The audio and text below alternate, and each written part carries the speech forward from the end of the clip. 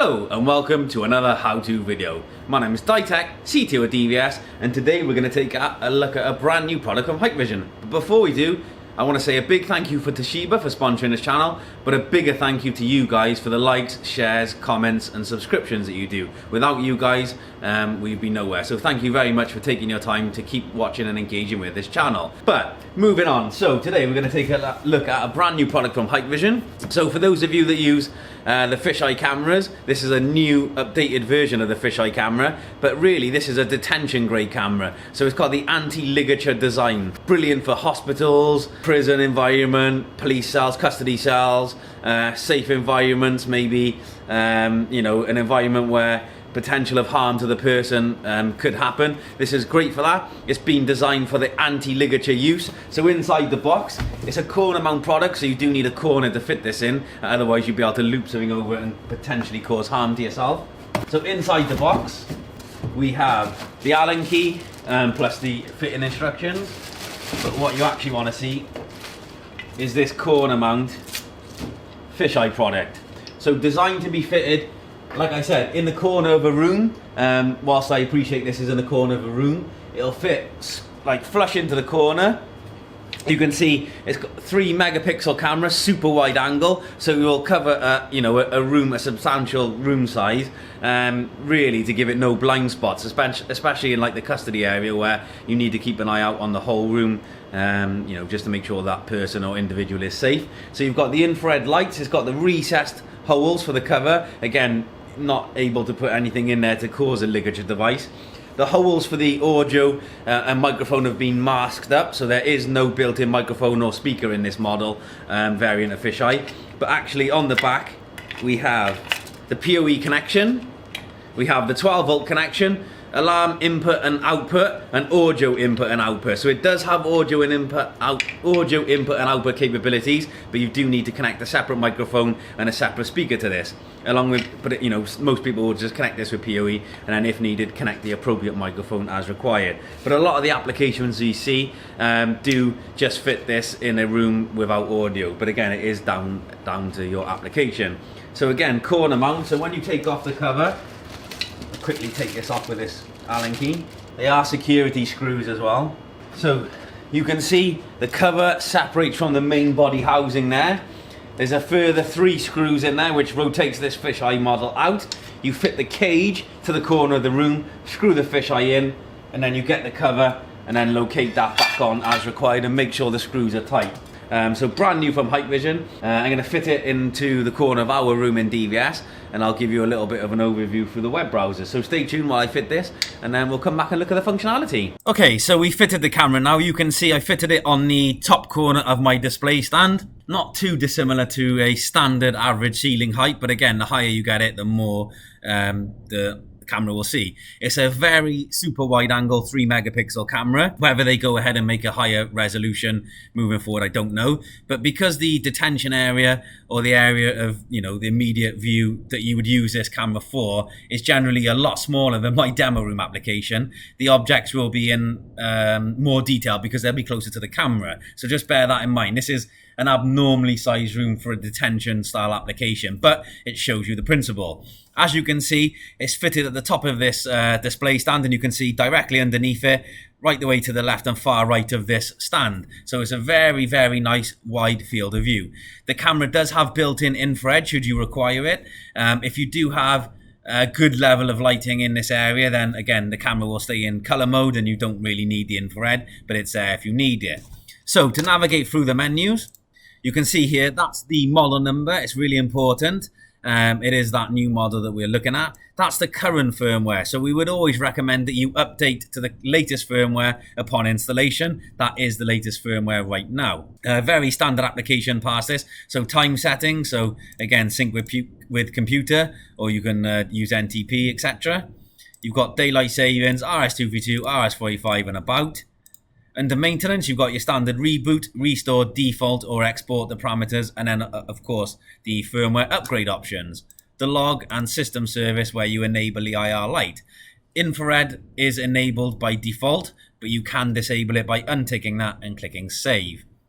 Security, adjust as needed. User management, different users that can log into the camera, maybe for just able to watch it but not alter any configuration, etc. But you'd normally do that via the NVR rather than the camera itself. Network, so standard network parameters, and they're already filled in to match our network needs. DDNS, PPPoE, port and NAT settings. Advanced settings, SNMP, FTP, email, HTTPS, QoS, and 8021X. Notice there's no High Connect or Platform Access tab. Currently, this model doesn't support it. I have fed that back, and maybe on the future firmware, we will get that option should you require it. But again, this kind of application would require the camera to be added to the NVR or hybrid DVR directly. Video and audio settings. So 3 megapixel out of the box by default. 25 frames a second. H.264, you'll notice it doesn't support H.265 currently. That's another thing to note with this model. It's based on H.264, not H.265. Again, I fed that back. Maybe on the future firmware we can support that. You can lower the resolution if you require.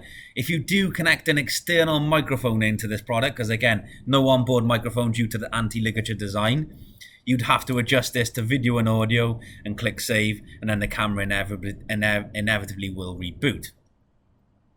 Audio, that's where you adjust your line-in parameters, so the input volume, environmental noise filter, region of interest, and display info on stream. Image, so very standard setup. So I've already given the OSD name. Go to OSD quickly. I've already enabled name, date, and week, and given it the name of the camera and put it in the bottom right-hand corner. So when we're doing demonstrations, we know which model we're referring to. Display settings, standard functionality. You can adjust the exposure, daylight settings, backlight settings, and it does support WDR, white balance, image enhancement, and video adjustment. So I can adjust to PAL. It will reboot once I select that. OSD settings, no, that's because I adjusted it to PAL. OSD settings I've already been through. Privacy mask, now in a detention application, you may need a privacy mask. Now this may be for the toilet and shower area, for instance. In the UK that is a mandatory requirement. Outside of the UK, not sure. Enable privacy mask, you can have up to 2 areas, so we can draw area 1. Now the bin could be our toilet area, stop drawing that, draw another area, and this could be our shower area. So we've masked these 2 areas off, and we're going to click save. Now they will appear blacked out on the image. We'll just wait for that to catch up. And they will not be able to be removed on playback. So just be very cautious where you draw these images because they can't be removed. But again, just adjust as needed. And then picture overlay, you can insert your own custom JPEG. So it could be your installer logo, or more importantly, it could be the customer's logo or the detention area logo, etc. Now, event, we support basic motion detection event like all of our products, but I've turned that off because when I add a camera to NVR or DVR, I always use 24/7 record.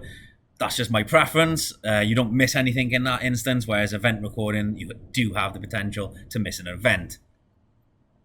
Video tampering, now that's important because in a detention style application, you could find that the individual tries to tamper with the product, whether they try to remove it from the wall or put excrement on the camera screen, which I've seen many times. So video tampering, enable it, adjust the sensitivity as required and click save. Draw your area, click save. Arming schedule and linkage method. So upon video tampering, it'll notify Surveillance Center, which will be our 4200 or our Hike Central software, send an email or trigger the alarm output on the camera. Now this is just for the video tampering. It doesn't create a privacy mask. It's just for the area of video tampering. Now in a detention style application, chewing gums, like wet toilet paper, excrement are the main ones that we find will get thrown at the camera. Alarm input, that's where you turn it on and adjust as needed. The same with an alarm output. It's the input to the output if you do need that functionality. And the exception is the SD card full, SD card error, network disconnected, IP address conflict, and illegal login. So you adjust these and action them as needed. Smart event, we support intrusion detection and line cross detection. We can support both simultaneously, and you can have up to 4 areas per VCA. Now, whether you use this or not, it's up to you, but it could be that this camera has not in a detention cell, for instance, but it could be in a detention facility, and that could be a fire exit, and you want to know if somebody's loitering in that area because it becomes a hazard, or maybe they're up to something suspicious. It's as simple as enable it. You can see we have 4 areas we can enable. Draw the area, which I have done. Threshold is 0, but it goes all the way up to 10. Now, threshold 0 means as soon as an object goes in there, it will validate it and then create the appropriate alarm. Up to 10, which means the object has to be in that area for up to more than 10 seconds for it to create the alarm. So you reduce some of the false alarm potential, like somebody just walking through the area.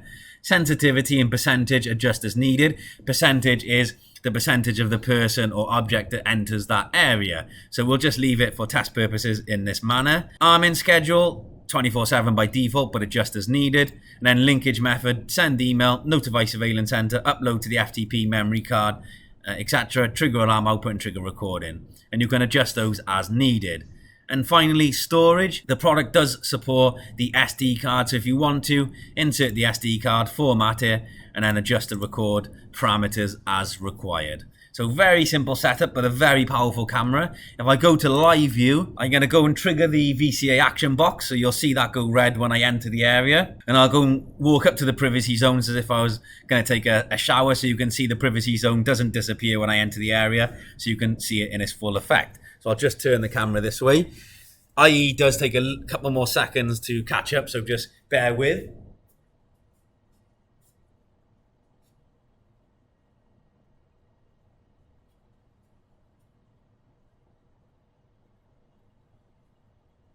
So that's the alarm from the VCA, and you can see the percentage I had to move into it to trigger it. Now if I go up for the privacy area,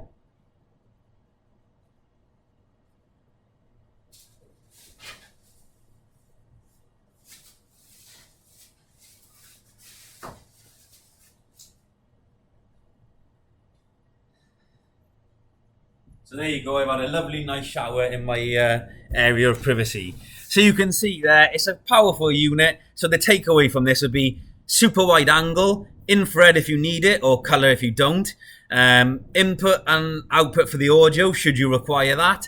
Anti-ligature design, PoE or 12 volt DC, SD card, and alarm input output. And again, vandal resistant with privacy zones and VCA. So hopefully you'll find an application for this. That's all I wanted to show you. Really exciting to have this product on board. It's much better than the previous corner mount fisheye design. If you need any more information, please do contact your DVS specialist. Wherever you are in the world, stay safe, stay tuned. Thanks for all your help and support, and we'll see you next week for another how-to video. Thanks all.